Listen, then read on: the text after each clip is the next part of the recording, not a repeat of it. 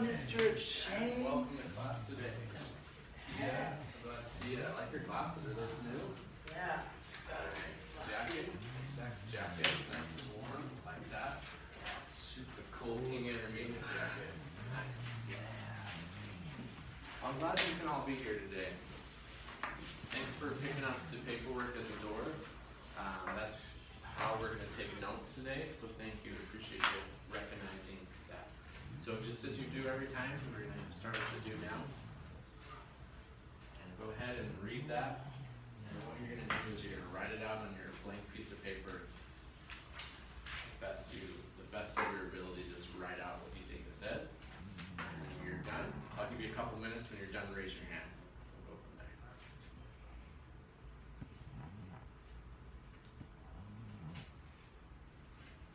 If you recognize a couple things in there that are wrong, let me know and I'll jot those down.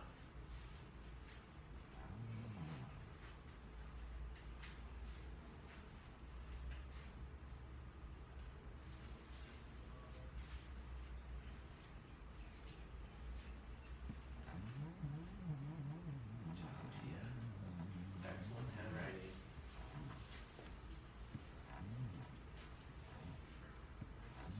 Looks like you're working through it. Good. Thank you.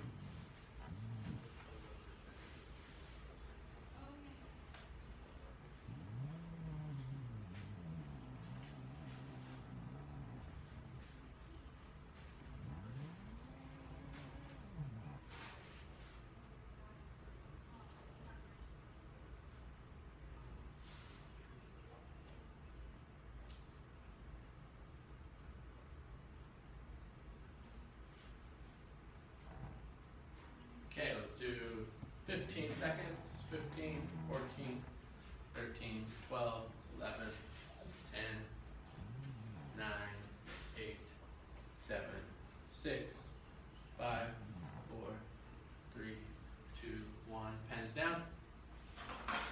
Eyes up at the board. Good job. So, who was able to finish the complete paragraph in that time? Raise your hand. Tia, you were. Okay, so Tia, I'm going to have you read that out loud of what you wrote down. According to a research study at Cambridge University, it doesn't matter what order the letters in a word are. The only important thing is that the first and last letter be in the right place. The rest can be a total mess and you can still read it without a problem. This is because the human mind does not read every letter by itself, but the word as a whole. Good job, Tia. Thank you. Jack, did you find that kind of difficult and easy? It's pretty easy. It's just hard right now. Yeah. What did you? When At you started- first it's hard, but then it got easier. Good. Good. So it's amazing what your mind can do. Also, if there's misspelled words in there, you guys were able to figure out the word still.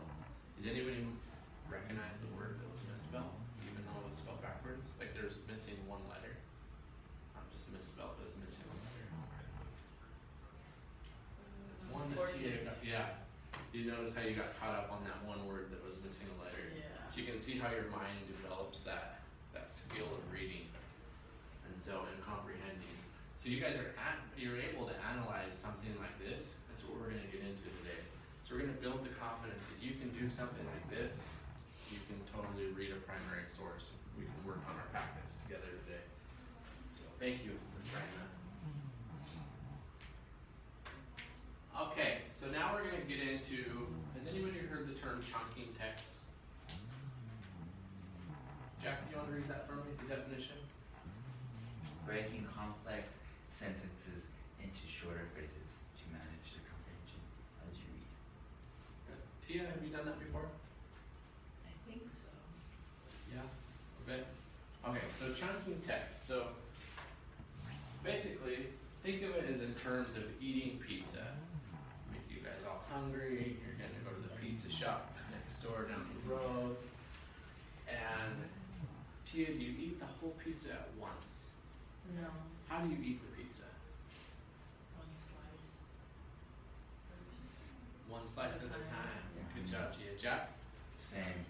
do you even break it down even more? Do you ever pick that pepperoni out before you eat the pizza? I do. Cheese. Ah, yeah, pepperoni. hungry too. So this is the same thing we could do in reading, especially in primary source text. We have to break down the larger document, we have to break it into smaller versions. So I can just eat that pizza at once or read that whole paragraph at once. I need to break it down. So if you'll take out your document-based paragraphs, and we're going to start with the top there. And so we're going to try to find out, actually first off, this is what we're going to do today, okay? So the outcomes today, where students can write 3 sentences using specific textual evidence from the primary source on a 3x5 note card. So you're going to be able to take your highlights, your underline, your circled words, you're going to be able to write this out on the note cards that you guys have. So you'll be able to write 3 sentences on that. There's your note cards. Thank you. Okay, so let's start off with that.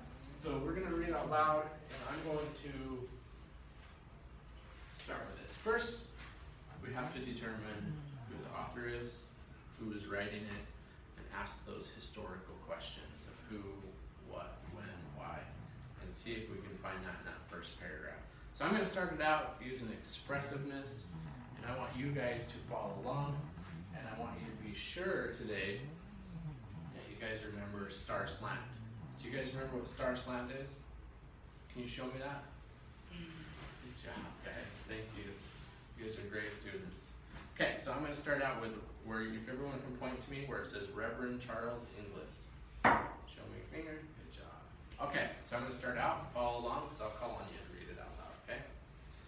Reverend Charles Inglis of the Church of England came to America in the 1750s. In 1766, he served at Trinity Church in New York City. Okay, so I'm going to stop right there. I'm going to chunk this down, okay? So what I'm going to do first is I'm going to circle, now you guys can do this too, you're going to circle Reverend Charles Inglis. Who do you think that is, Jack?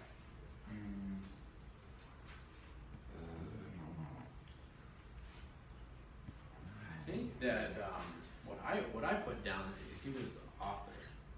So he was the author of this primary source. So that's something that's really important. You guys can see mine right here, how I drew a line, and up above it I put author. So that's some important information we're gonna need. Tia, that's great. Used with your highlighter, you already put down as the author. Good job. Okay, and another thing I'm gonna do is I'm going to underline came to America in that first line, and I'm gonna chunk it down even more and underline the served at Trinity Church in New York City. Okay, let me go on. During the build-up to the Revolution, Inglis came to feel that the colonists had too much liberty. Tia, what can we take from that? Some things you would highlight in that sentence. Colonists have too much liberty. Ooh. So have we determined yet if this was a loyalist or a patriot? Should we keep reading? Keep reading? Okay. Jack, do you want to start reading just right after too much liberty? Start with and that the Church of England. And read it loud, expressive voice that you have. And that the Church of England in America needed more authority, such as it had in England itself. In 1776, New York was occupied by British forces. As a result, Inglis was able to be openly loyalist in his views. All right, let's stop right there. Tia, Yes. what's the clue we have right there? Jack read to us. Loyalist. Okay, so have we determined yet? We found out who the author was already. Have we determined yet if he was a loyalist or a patriot? How? It says that Inglis was able to be openly loyalist in his views, thus hinting or suggesting that he's a loyalist. Good job. That the way you formatted that sentence was excellent, Tia. Thank you. So with the end of this war, he returned to England. That's just that next line. So he went back to England. So later he became the first bishop of Nova Scotia. Passage below is an appeal Inglis made in 1777. So that's another thing I highlighted in that paragraph. Appeal Inglis made in 1777. asking other American colonists not to join the rebellion, but to take up arms in support of Great Britain. So right there is our main key points in that paragraph, is that he was a loyalist, he was asking colonists to take up arms and fight for England. Good job. Okay, so we're gonna do kind of the same thing as we've done in that first document. We're gonna go now to that first column where it says never. And I know you guys can do this. This is gonna be great. I'm positive that you guys can work this out and read through it. And so we're gonna do the first half together, and I'm gonna let you guys do the second column on your own working groups, okay?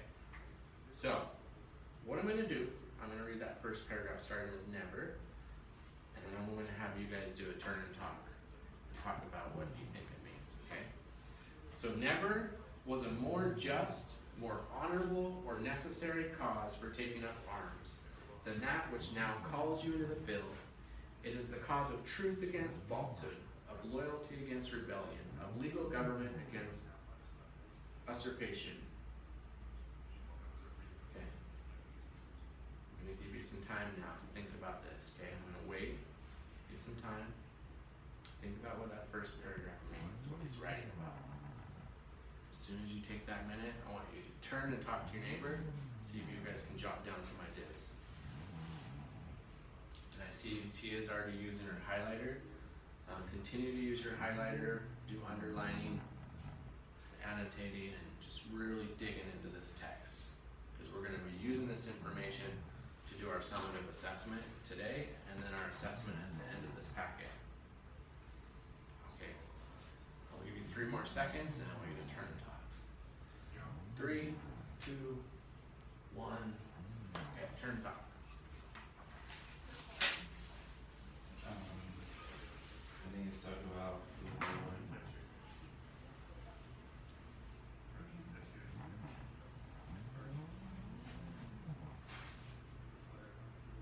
So this is like getting them to take it on. Mission like works its own thing for them to fight. Yeah.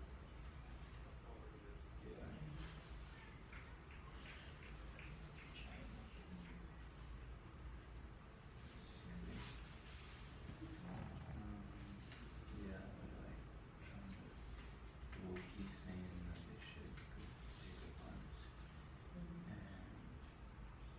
freaking against the Patriots, I think. Because it says You guys are having some good conversations about that first paragraph. Do you need another minute? Raise your hand if you need another minute. You guys think you figured it out? Okay, ready? Everyone with their hands down, good job. Okay, hands up if you know what it means. What's talking about? Jack. I think it's talking about the war and how he says that the people should take up arms to fight, but they shouldn't just fight. They should fight against the rebellion of the Patriots. Nice, good work. What other key indicators in there do you see? What did you highlight that maybe we can help Tia with something she didn't highlight?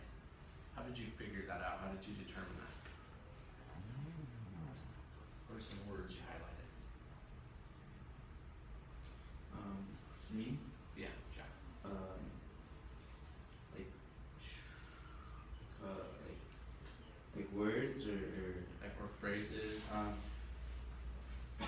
cause of truth against falsehood, loyalty against rebellion, legal government against usurpation, constitutional freedom against tyranny, all of that. Because each one is a specific thing. Good job. So we're reading about what Reverend Charles Inglis was talking about, and he starts out really strong in the first of this document. And so if you did any of you recognize words you didn't recognize, Tia?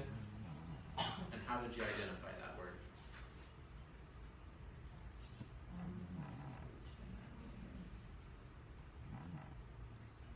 Tyranny. Tyranny. Good. So if we're gonna go about trying to define tyranny, we probably highlight that in a different color or circle that we can come back later. Or put a question mark next to it. So when we're done reading the document, we can go back and define those words and we can better understand what we're reading. So good job doing that, both of you. Okay, so what I want you guys to do now is read that second paragraph on your own, and then we're gonna check your work to make sure we can move on from that, okay? So we'll wrap up with that second paragraph starting at, let's just start after just right there, constitutional freedom and tyranny. So let's start with in short and end at oppression. Okay, starting now.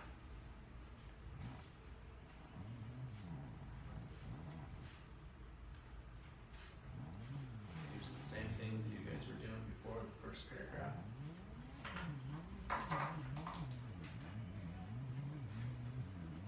And when you're done, I want you guys to show your work.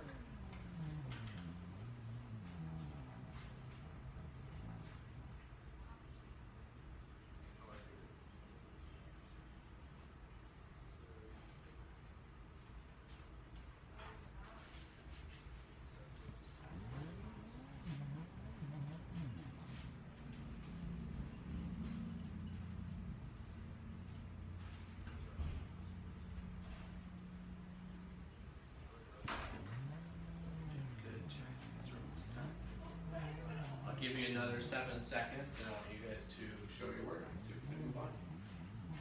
Starting 7 seconds right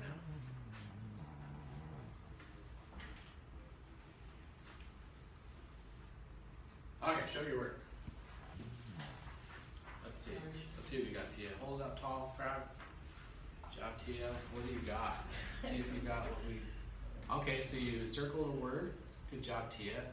And you highlighted the main points of the text. Good job. How is that going to help you be able to write sentences? Know what it's about, like the main stuff. Yeah. Good work, Tia. Jack, let me see yours before we move on. Okay, nice highlights, nice circling. Oh, good. That's some really good notes on the side. And you determine he's a loyalist, you have those points. How are you going to write about the sentence? What are you going to write with your sentences? What words are you going to use? Like you're bleeding country. Because he's talking about your country's bleeding. Like I think England, because he's a loyalist, and how they need to stop it from bleeding and going to war or something. Good job. Okay, I'm going to wait a couple more seconds. What I want you guys to do to wrap up class today is I want you to turn over this sheet of paper that has the author on it. And I want you guys to write a couple sentences you can still use the information that you have. Write down what's going on, use the author, but this is what I want you guys to start the sentence with, okay? Just a second, let me grab it. Okay, let me write it up here. So we're gonna do, you can write this down, the words in this document taught me, and then start writing. The words in this document taught me. And that's referring to the primary source we just went over. And what we're gonna do is we're gonna hand those in before we leave. So as soon as you're done, hand them up to me. And we'll go over this at the start of class next time.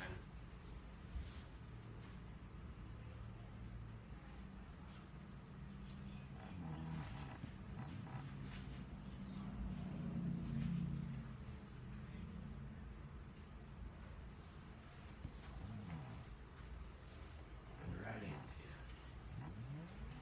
You guys are about done. Good. So you learned a lot today. Showing through your writing.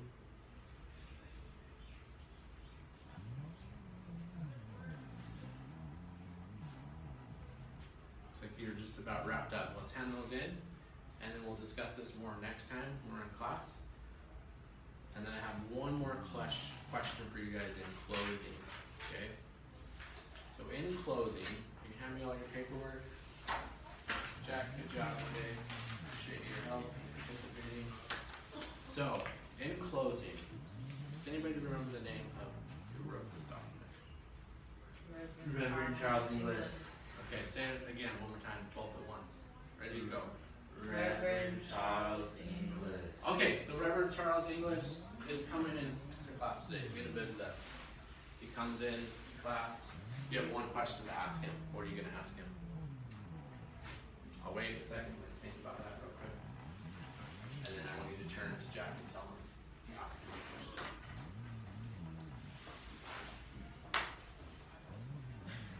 Reverend English, the loyalist from England. What are you gonna ask him? I'm asking why he's a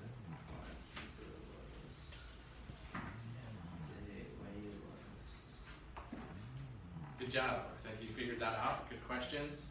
We're gonna write those down in our composition notebooks, and we're gonna do it as our do now next time we come to class. So thanks everybody for being here today. Good job.